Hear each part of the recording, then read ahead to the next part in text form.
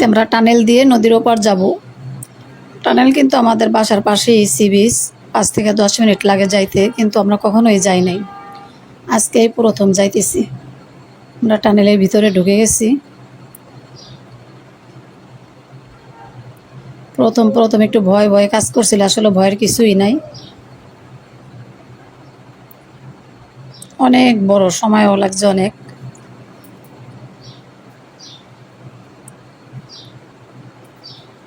ভাবছিলাম 5-10 মিনিটে মনে হয় শেষ হয়ে যাবে, না তার বেশি সময় লাগছে। তা আমরা পার্কিচর যাব, টানেল দিয়ে গেলাম আর কি নদীর ওপর।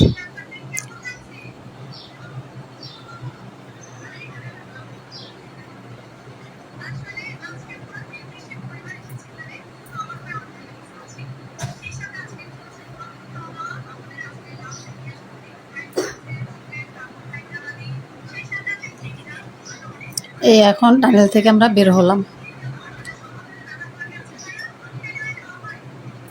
খুবই ভালো লাগলো। আর প্রথম টিকিট বাসের ভাড়া ছিল বেশি, আর এখন সেরকম ভাড়া নেই, জনপ্রতি 50 টাকা।